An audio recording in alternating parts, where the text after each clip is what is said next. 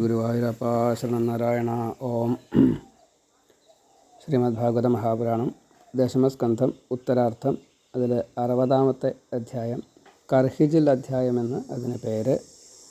ആ അധ്യായത്തിൻ്റെ തുടക്കം കർഹിജിൽ എന്നാണ്, ഒരിക്കൽ എന്ന അർത്ഥം. അത് കൊട്ടിയൂരപ്പൻ ഈ പൂന്താനത്തിൽ നിന്ന് കൂടുതൽ തവണ ശ്രവിച്ചു എന്നും പൂന്താനത്തിനെ അനുഗ്രഹിച്ചു എന്നുള്ള ഒരു കഥ അതിലുണ്ട്. ഇവിടെ രുക്മിണിയും കൃഷ്ണനും തമ്മിലുള്ള ഒരു സംവാദമാണ്.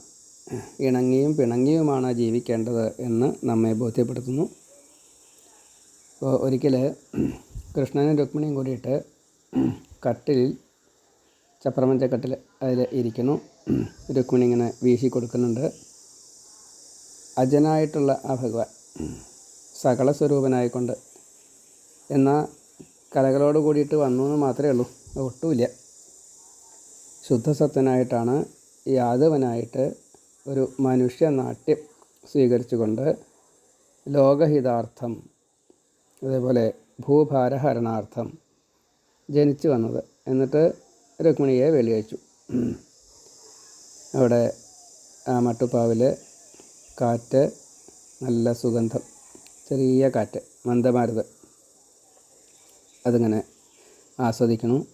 6 ഋതുക്കളിലെ പൂക്കളും അതിലുണ്ടെന്നാണ്. അതേപോലെ നിലാവിൻ്റെ ശോഭ, അതിസുന്ദരിയായിട്ടുള്ള പ്രകൃതി, അതിസുന്ദരിയായിട്ടുള്ള രുക്മിണി, ലക്ഷ്മിയായിട്ടുള്ള രുക്മിണി അടുത്ത സ്നേഹത്തോടെ ഇതേപോലെ പരിചരിച്ച് നിൽക്കണം. കൃഷ്ണൻ ആ രുക്മിണിയെ നോക്കിയിട്ട് പറയുകയാണ് ഒരു സരസമായിട്ടുള്ള രീതിയിൽ, അല്ലയോ രാജകുമാരി എന്നാണ് സംബോധന. ശ്രീകൃഷ്ണൻ രാജകുമാരനല്ല. യയാതിയുടെ ശാപം കാരണം യദുവിന്, അല്ലെങ്കിൽ ആ 4 പേർക്കും, പൂരുവിന് മാത്രമേ രാജ്യാവകാശമുള്ളൂ. ചക്രവർത്തി പട്ടം, അത് വെൺകൊറ്റക്കുട, അങ്ങനെ അധികാരദണ്ഡങ്ങളുണ്ട്. അധികാരദണ്ഡ് അതൊന്നും ഉപയോഗിക്കാൻ പാടില്ല രാജാവിന്, ഈ യദു തൊട്ടുള്ള 4 പേർക്ക്. ഇപ്പോൾ രാജാവകാശം നഷ്ടമായുള്ളൊരു അവസ്ഥയാണ്.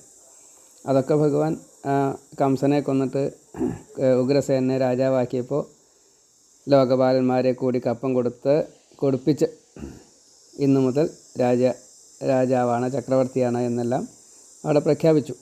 അത് വേറെ വിഷയം. എങ്കിലും ഇവിടെ രാജകുമാരി എന്ന് സംബോധന ചെയ്യണം. അപ്പോൾ രുക്മിണി ഇങ്ങനെ നോക്കി, എന്താ അത് ഇങ്ങനെയൊക്കെ ഒരു ശരിയല്ലല്ലോ. ഈ ലോകപാല സമന്മാരായിട്ടുള്ള ശിശുപാലൻ തൊട്ടുള്ള ചൈദ്യൻ തൊട്ടുള്ള രാജാക്കന്മാർ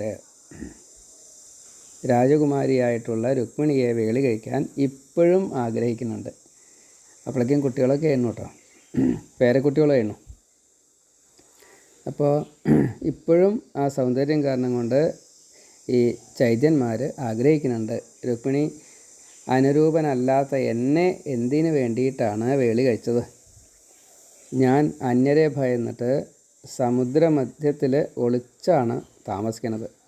ഞാൻ രാജാവല്ല. എൻ്റെ ജീവിതം ഒരു പ്രത്യേക രീതിയിലാണ്. ഒന്നുമില്ലാത്തവനാണ്, ഒരാഗ്രഹവും ഇല്ല. സ്ത്രീകൾക്ക് അത്ര നല്ല ഭർത്താവല്ല ഞാൻ. ഉത്തമർ, താണവർ, അങ്ങനെ തമ്മിലുള്ളൊരു വിവാഹബന്ധം അത് അത്ര ചേരില്ല. ലക്ഷ്യം തെറ്റിയോ എന്നെ വിവാഹം കഴിക്കുക വഴി? ശരിക്കൊന്ന് ആലോചിച്ച് നോക്കൂ രുക്മിണി. എനിക്ക് ഒരു ഗുണവുമില്ല. എന്നെ ഭിക്ഷുക്കളാണ് സാധാരണ സ്തുതിക്കുക. വേണമെങ്കിലൊരു ക്ഷത്രിയ ശ്രേഷ്ഠനെ വേളി കഴിക്കാം, എനിക്ക് വിരോധമില്ല. ഇപ്പോഴും സമയം വൈകിട്ടൊന്നുമില്ല. ശിശുപാലാദികൾ കാത്തിരിക്കുകയാണ്. അന്ന് അവർ എതിർത്തപ്പോൾ ഞാൻ അവരെയൊക്കെ തോൽപ്പിച്ച് രുക്മിണിയെ വേട്ടു. അതിപ്പോൾ എന്താ വെച്ചാൽ അവർക്ക് അങ്ങനെ ഒരു ഇതുണ്ടായപ്പോൾ ഞാൻ അതിൻ്റെ മീതെ യുദ്ധം ജയിച്ചു, അത്രയേ ഉള്ളൂ. അല്ലാണ്ടപ്പോൾ മറ്റൊരു ആഗ്രഹം കൊണ്ടല്ല. എനിക്ക് ഈ പുത്രൻ, ഭാര്യ, അല്ലെങ്കിൽ ഭൂമി, സ്വർണം, ഇങ്ങനെയുള്ള ഒന്നിലും ഒരു ആസക്തിയില്ല. ഇപ്പോൾ ഒരു ഉദാഹരണം പറഞ്ഞു. ഈ ഗൃഹത്തിലെ വിളക്ക് നമുക്ക് അവിടെയുള്ള എല്ലാ സാധനങ്ങളും കാണിച്ചു തരും. പക്ഷേ ആ വിളക്കിന് ഈ സാധനങ്ങളോട് വല്ല മമതയുണ്ടോ? ഞാനും അങ്ങനെയാണ്. എനിക്ക് ഒന്നിനോടും മമതയില്ല എന്ന് ഭഗവാൻ പറഞ്ഞു. അപ്പോൾ രുക്മിണിയുടെ ഒരു അവസ്ഥ എന്താ വെച്ചാൽ, രുക്മിണിയാണ് ശ്രീകൃഷ്ണനെ ഏറ്റവും ഇഷ്ടപ്പെട്ട പത്നി. ഇങ്ങനെ രുക്മിണി ധരിക്കുന്നുണ്ട്. പ്രധാന പത്നിയാണ്, ആദ്യത്തെ പത്നിയാണ്. അപ്പോൾ സ്ഥാനം കൊണ്ടുണ്ട്. പിന്നെ ലക്ഷ്മി തന്നെയാണല്ലോ. ഇപ്പോൾ ഞാനാണ് എന്നുള്ള അതൊരു സൗഭാഗ്യമിതാണ്. രുക്മിണിക്ക് കുറച്ചുണ്ട്, എന്നാൽ അത് കളയാം. ഇതാണ് ഭഗവാന്റെ ഉദ്ദേശ്യം. ഇപ്പോൾ തന്നേക്കാൾ സ്നേഹം രുക്മിണിക്ക് ഭഗവാനെയാണ് എന്നുള്ളത് രുക്മിണിക്കല്ലേ അറിയുള്ളൂ. ഇങ്ങനെയുള്ള വാക്ക് ഭഗവാങ്കൽ നിന്ന് ആദ്യമായിട്ടാണ് കേൾക്കണത്. അപ്പോൾ ശരിക്കും ഒന്ന് പേടിച്ചു, ഹൃദയം ഒന്ന് പടച്ചു, കരഞ്ഞു. അതൊന്നിങ്ങനെ ആലോചിച്ച് കഴിഞ്ഞപ്പോഴേ ഭഗവാൻ നമ്മളെ ഉപേക്ഷിക്കുമോ? ഭഗവാൻ ഉപേക്ഷിച്ചാൽ പിന്നെ എനിക്ക് ആരുമില്ല. അപ്പം മോഹാത്സ്യപ്പെട്ടു. എന്തിന്? അങ്ങോട്ട് മെലിഞ്ഞു, വളയും മോതിരമൊക്കെ ഊരിപ്പോയി. മോതിരം വളയാക്കാം, അത്രത്തോളം വിഷമിച്ചു എന്നാ. അപ്പോൾ വെഞ്ചാമരം പോയി ഇങ്ങനെ വീശിക്കൊണ്ടിരിക്കേണ്ടായിരുന്നു, അതൊക്കെ താഴത്തേക്ക് വീണു. ഈ മരം അല്ലെങ്കിൽ വാഴ വെട്ടിയിട്ട് അങ്ങനെ തന്നെ വീഴില്ലേ, ആ കൂട്ടത്തിൽ രുക്മിണി ഇങ്ങനെ വീഴുക. അപ്പോൾ വീഴുമ്പോൾ വീഴാതിരിക്കാൻ വേണ്ടിയിട്ട് ഭഗവാൻ വേഗം എഴുന്നേറ്റ് 4 കൈകളെ കൊണ്ട് ആ രുക്മിണിയെ അങ്ങോട്ട് എടുത്തു. എന്നിട്ട് വീണ്ടും അവിടെ ഇരുന്നു നല്ലോണം തലോടി. എല്ലാ ദിക്കിലും വേണ്ട രീതിയിൽ ആശ്വാസം കൊടുത്തു. സ്പർശനാദികളെ കൊണ്ട്, ആലിംഗനാദികളെ കൊണ്ട്, നല്ല നല്ല വാക്കുകളെ കൊണ്ട്. ഭഗവാന്റെ കയ്യിലെത്തിയപ്പോഴേക്കും മോഹാലിസ്യൊക്കെ പോയി. രുക്മിണി ഉണർന്നു. അപ്പോൾ ആ സമയത്ത് ഭഗവാൻ പറഞ്ഞു, എന്താ രുക്മിണി ഇങ്ങനെ തൊട്ടാവാടിയായാൽ ശരിയാവുമോ? ഇങ്ങനെ കോപിച്ചിട്ട് എന്തെങ്കിലുമൊക്കെ തിരിച്ച് പറയും എന്നല്ലേ ഞാൻ വിചാരിച്ച്. അത് കേൾക്കാം, അത് കേൾക്കുമ്പോൾ ഒരു ഭംഗിയുണ്ട്. കോപിച്ച് പറയുമ്പോൾ ശരീരം മുഖം ഒക്കെ ഒന്ന് നല്ലോണം തുടുക്കും. അപ്പോൾ ആ അഭിനയം കാണാൻ നല്ല ഭംഗിയുണ്ടാവും. അത് കാണാൻ വേണ്ടി ഒരു തമാശ ഞാൻ പറഞ്ഞതല്ലേ. ഇങ്ങനെ ഇണക്കമൊക്കെ ജീവിതത്തിൽ പതിവുള്ളതല്ലേ. പിന്നെന്താ അങ്ങനെയൊക്കെ? എന്തിനങ്ങനെ മോഹാത്സ്യപ്പെട്ട്? ദമ്പതികൾ അങ്ങനെയൊക്കെയല്ലേ വേണ്ടത്. ഇങ്ങനെ പറഞ്ഞപ്പോൾ രുക്മിണിക്ക് കാര്യം മനസ്സിലായി. തന്നെ ഉപേക്ഷിക്കാനുള്ള ഉദ്ദേശമില്ല. സമാധാനമായി. ഇപ്പോൾ പേടി ഇല്ലാണ്ടേ. ഭഗവാൻ തന്നെ ഉപേക്ഷിക്കില്ല, ഒന്ന് പരീക്ഷിച്ചതാണ് എന്ന് മനസ്സിലായപ്പോൾ ഭഗവാനെ തന്നെ ധ്യാനിച്ചു. ഭഗവാനെ, അങ്ങ് പറഞ്ഞത് സത്യമാണ്. അങ്ങ് സർവവ്യാപിയാണ്, ആത്മാരാമനാണ്, ബ്രഹ്മാദികൾക്കും കൂടി ഈശ്വരനാണ്. മഹാദേവൻ, ഇന്ദ്രമിൽക്കൊക്കെ ഈശ്വരനാണ്. ഞാൻ അജ്ഞാനിക്ക് ആവശ്യമുള്ള വെറും വസ്തുക്കൾ, ധനം മാത്രമാണ്. അവർക്ക് വേറെ ഒന്നും വേണ്ട. എന്നിൽ നിന്ന് ആകെ കിട്ടാനുള്ളത് ഈ ധനം മാത്രമാണ്. അത്ര വിവരമില്ലാത്തവരാണ് എന്നെ ഭജിക്കുന്നത്. അങ്ങനെയല്ലോ. അങ്ങ് ശിവനും ബ്രഹ്മാവും ഒക്കെ തപസ് ചെയ്യുന്ന ഒരു ഈശ്വരനല്ലേ. നമ്മൾ തമ്മിൽ തുല്യതല്ല. അങ്ങ് പറഞ്ഞ സത്യ. പിന്നെ അങ്ങ് ഭയപ്പെട്ടിട്ട് സമുദ്രത്തിൽ താമസിക്കുന്നു എന്നാണ് പറഞ്ഞത്. അങ്ങക്ക് പേടിയുണ്ടോ ഇല്ല എന്നുള്ളതല്ല. എന്നാലും ഈ ത്രിഗുണങ്ങളെ ആയാലും വിഷയങ്ങളെ ആയാലും സ്വതേ താല്പര്യമില്ലാത്തത് കൊണ്ടാണ് അങ്ങ് സമുദ്രത്തിൻ്റെ മധ്യത്തിലിരിക്കണു എന്ന് പറഞ്ഞത്. അല്ലാണ്ട് ഇപ്പം അങ്ങ് ദ്വാരകയിൽ, കടലിൻ്റെ മധ്യത്തിൽ ദ്വാരകയിലിരിക്കുന്നു അങ്ങനെ അർത്ഥത്തിലല്ല. അങ്ങക്ക് ത്രിഗുണവും വേണ്ട, വിഷയവും വേണ്ട. അതിനെ ഒന്ന് സൂചിപ്പിച്ചു. പിന്നെ ഒളിഞ്ഞിരുന്നിട്ട് ഹൃദയങ്ങളെ അല്ലെങ്കിൽ ഇന്ദ്രിയങ്ങളെ അകറ്റുന്നവനായിട്ടുള്ള അങ്ങ് ഹൃഷീകേശനാണ്, ഇന്ദ്രിയങ്ങൾക്ക് നാഥനാണ്. അപ്പോൾ എല്ലാവരുടെയും ഹൃദയസ്ഥനായിക്കൊണ്ട് ഒരു പ്രത്യേക സിംഹാസനത്തിലാണ് ഭഗവാന്റെ ഇരിപ്പേ, സാക്ഷിയായിട്ടേ. അപ്പോൾ അങ്ങക്ക് ഈ ലോകരീതി ഒന്നും വേണ്ട. ഈ മുനിമാർ ലോകരീതിക്കല്ലോ ജീവിക്കണത്. നിസ്സന്മാരായിട്ടുള്ള അവർക്ക് ഭഗവാനെ മാത്രമേ വേണ്ടൂ, വേറൊന്നും വേണ്ട. അപ്പോൾ അത് പ്രാകൃത സ്വഭാവമുള്ള ഞങ്ങളെ പോലെയുള്ളവർക്ക് പറ്റില്ല, അതറിയാൻ കഴിയൂല. പ്രവൃത്തിയും നിവൃത്തിയും 2 മാർഗങ്ങളുണ്ട്, രണ്ടും കൂടിയിട്ട് ചേരില്ല. അങ്ങ് ശരീരമില്ലാത്തയാളാണ്, സകളനല്ല, ശുദ്ധസത്വമാണ്. അപ്പം അതുകൊണ്ട് എല്ലാം അങ്ങാണ്. പിന്നെ അങ്ങക്ക് എന്താ വേണ്ടത്? അങ്ങ് വിരാട് രൂപിയായിട്ട് സ്വരാട്ടായിട്ട് ഇങ്ങനെ വിശ്വനായിട്ടിരിക്കുക. അപ്പോൾ അങ്ങയിൽപ്പെട്ടതാണല്ലോ ബാക്കിയുള്ളതൊക്കെ. വേറെ ഒന്നും ഉണ്ടാക്കാനില്ല, ഒന്നും ആവശ്യപ്പെടാനില്ല. അപ്പോൾ അതുകൊണ്ട് അങ്ങക്ക് ഒന്നും വേണ്ട, അങ്ങ് അതുതന്നെയാണ്. ഈ ബ്രഹ്മാദികളും ഇന്ദ്രനും ഒക്കെ അങ്ങ് തന്നെയാണ്, അല്ലാണ്ട് വേറൊരാളല്ല. അന്യമായിട്ട് എന്താ ഉള്ളത്? ഒന്നുമില്ല. അപ്പോൾ അങ്ങയെ കിട്ടാൻ ഈ ജനതതിക്ക് അല്ലെങ്കിൽ ജനങ്ങൾക്ക് എന്നെ പോലെയുള്ളവർക്ക് മനഃശുദ്ധി വേണം. ഈ മനഃശുദ്ധി കിട്ടാൻ കുറച്ച് പണിയാണ്. മനഃശുദ്ധി ഉള്ള ഒരാൾക്കോ ഒന്നും ഉണ്ടാവേണ്ടതായിട്ടില്ല. അത് കാരണം ഒന്നും വേണ്ട. ഈ ലൗകികർക്കാണ് സ്ത്രീ പുരുഷ ബന്ധമൊക്കെ ഉള്ളത്. പിന്നെ അതിനെക്കുറിച്ചാണ് പറഞ്ഞത്. അങ്ങ് നിസ്സംഗനാണ്, സാക്ഷിയാണ്. ഭിക്ഷുക്കൾക്ക് എല്ലാം ഉപേക്ഷിച്ചവർക്ക് അങ്ങയെ വേണം, അല്ലാത്തവർക്കൊന്നും അങ്ങയെ വേണ്ട. ഇതല്ലേ ഒരവസ്ഥ.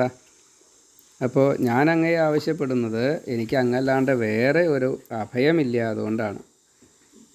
അങ്ങയ്ക്ക് ഭയമില്ല, പക്ഷേ എനിക്ക് ഭയമുണ്ട്.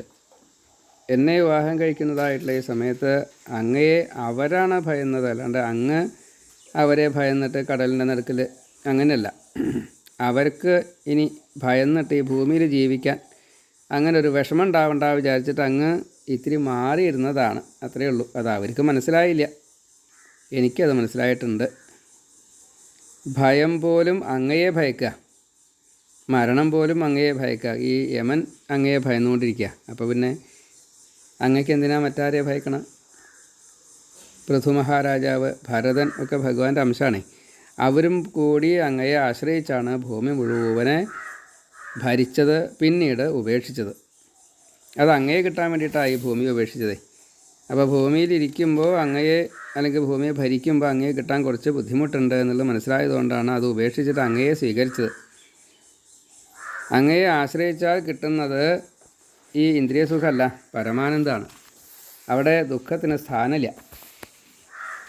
എല്ലാവരും ആഗ്രഹിക്കുന്നതായിട്ടുള്ള അങ്ങയുടെ ഈ പാദ തുളസി മണം ഒരിക്കൽ അനുഭവിച്ചാൽ ആ സ്ത്രീ പിന്നെ മറ്റൊരാളെ ചിന്തിക്കുക പോലുമില്ല.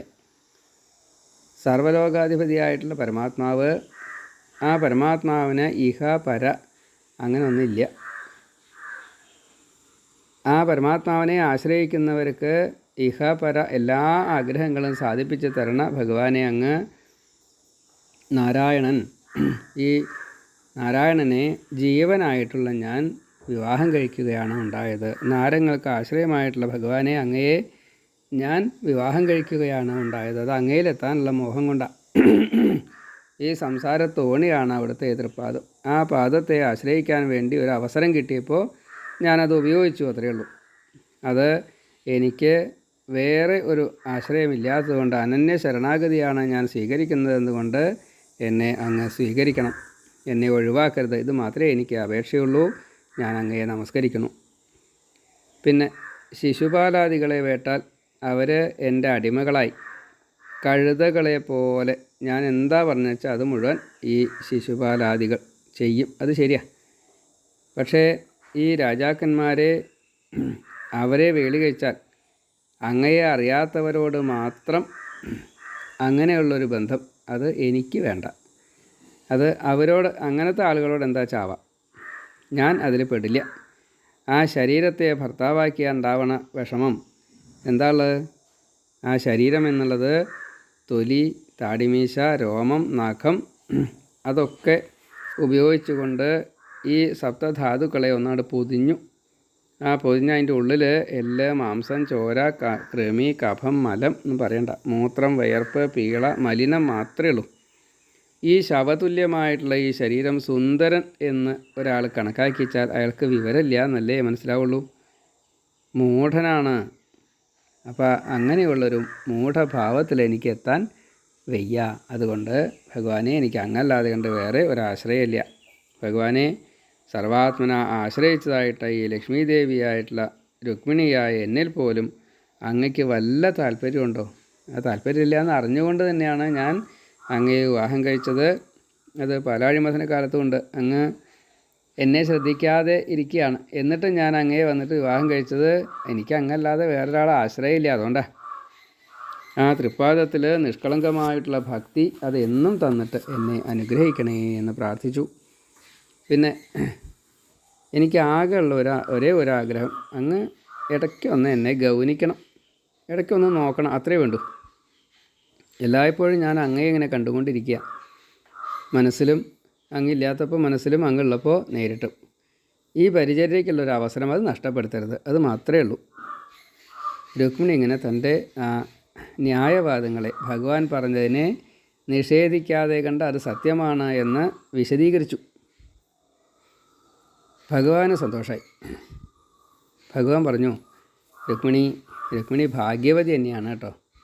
ഇത് കേൾക്കാനാണ് ഞാൻ ചില കാര്യങ്ങൾ രുക്മിണിയോട് പറഞ്ഞത്. ഇതെല്ലാവരോടും പറഞ്ഞാൽ അവർക്കൊട്ട് മനസ്സിലാവില്ല, അവർ ഈ രീതിയിലോട്ട് പ്രതികരിക്കില്ല.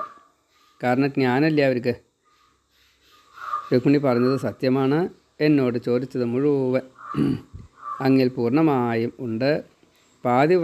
പാതിവ്രത്യം അതിന് മകുടോദാഹരണം തന്നെയാണ് അവിടുന്ന്.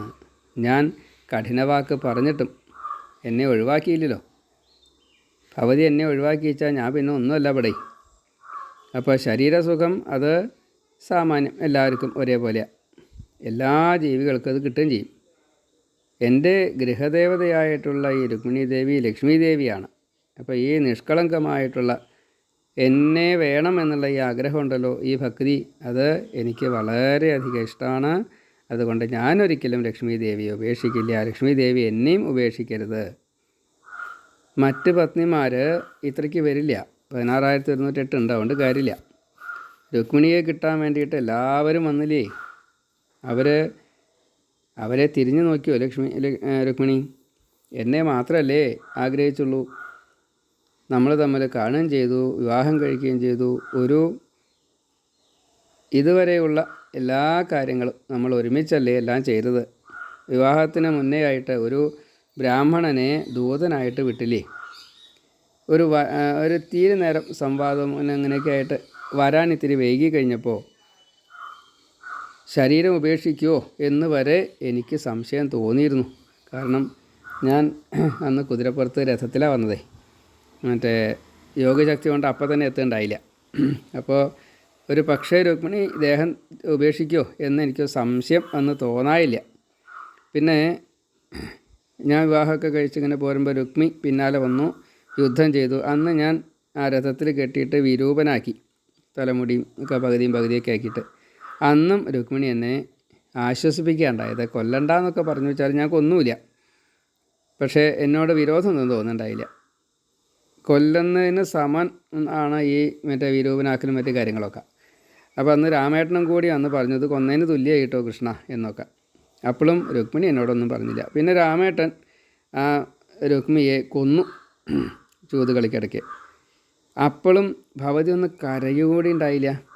രുക്മിണി സാധാരണഗതിയിൽ ഏട്ടനെ വധം ചെയ്ത് കഴിഞ്ഞാൽ ഞങ്ങളോട് ദ്വേഷിക്കുക അങ്ങനെയൊക്കെ ഞാൻ വിചാരിച്ചത്. ഒന്നും ഉണ്ടായില്ല. ഒന്ന് കരഞ്ഞും കൂടിയില്ല. അത് എന്നെ ഓർത്തുകൊണ്ടല്ലേ കരയാഞ്ഞത്. അത് കുറച്ച് അത്ഭുതപ്പെടുത്തിയിട്ടോ. എന്തൊരു സ്നേഹ! ഇത്രയും എന്നോട് സ്നേഹം കാണിക്കുമ്പോൾ ഇതിന് പ്രത്യുപകാരം ചെയ്യാൻ ഞാൻ ശക്തിയില്ലാത്ത ഒരാളാണ്. ഈ ഭക്തന്മാരോട് എങ്ങനെ ഞാൻ അതിനൊരു പ്രതിക്രിയ എന്ന നിലയ്ക്ക് ഒരു അനുഗ്രഹം കൊടുക്കാൻ അല്ലെങ്കിൽ അതിന് പ്രത്യുപകാരം ചെയ്യാൻ ഞാൻ പറ്റുമെന്ന് തോന്നുന്നില്ല. അപ്പോൾ ഈ ഭക്തി ഞാൻ വളരെയധികം ഇഷ്ടപ്പെടുന്നു രുക്മിണി. ഇതെന്നും ഇങ്ങനെ തന്നെ നിലനിൽക്കട്ടെ. ഇങ്ങനെ രുക്മിണി കൃഷ്ണന്മാർ വീണ്ടും വളരെയധികം ഇഷ്ടത്തോടു കൂടിയിട്ട് യോജിച്ചു. വളരെയധികം അങ്ങോട്ടും ഇങ്ങോട്ടും നല്ല വാക്കുകളെ പറഞ്ഞുകൊണ്ടും നല്ല പ്രവൃത്തികളെ ചെയ്തുകൊണ്ടും സേവനം ചെയ്തുകൊണ്ടും സ്വീകരിച്ചുകൊണ്ടും കൃഷ്ണരുക്മിണിമാർ വൈകുണ്ഠത്തിലെ ലക്ഷ്മി വിഷ്ണുമാരെ പോലെ സുഖമായിട്ട് ജീവിച്ചു എന്നീ പ്രകാരം പറഞ്ഞു. പരീക്ഷിത്തെ ഇങ്ങനെയാണ് കൃഷ്ണ രുക്മിണി സംവാദമുണ്ടായത് എന്ന് ഈ കർഹിജല അധ്യായത്തെ ശ്രീ ശുഖബ്രഹ്മർഷി പരീക്ഷിത് രാജാവിനോട് വിസ്തരിച്ചു. നമുക്കും അതേപോലെ തന്നെ ഭഗവത് ഭക്തന്മാരായിക്കൊണ്ട് ഈ ധനാദികളെ അല്ലെങ്കിൽ വീട് കാർ അങ്ങനെയുള്ള ഉണ്ടല്ലോ കുടുംബാരാമത്വം ഒഴിവാക്കിക്കൊണ്ട് ഭഗവാങ്കൽ ഭക്തിയോട് കൂടിയിട്ട് ജീവിക്കാൻ ഈ രുക്മിണി കൃഷ്ണന്മാർ നമ്മെ അനുഗ്രഹിക്കുമാറാകട്ടെ എന്ന് പ്രാർത്ഥിക്കുന്നു. സർവം ശ്രീകൃഷ്ണാർപ്പണമസ്തു. സർവത്ര ഗോവിന്ദ നാമസങ്കീർത്തനം. ഗോവിന്ദ ഗോവിന്ദ നാരായണ.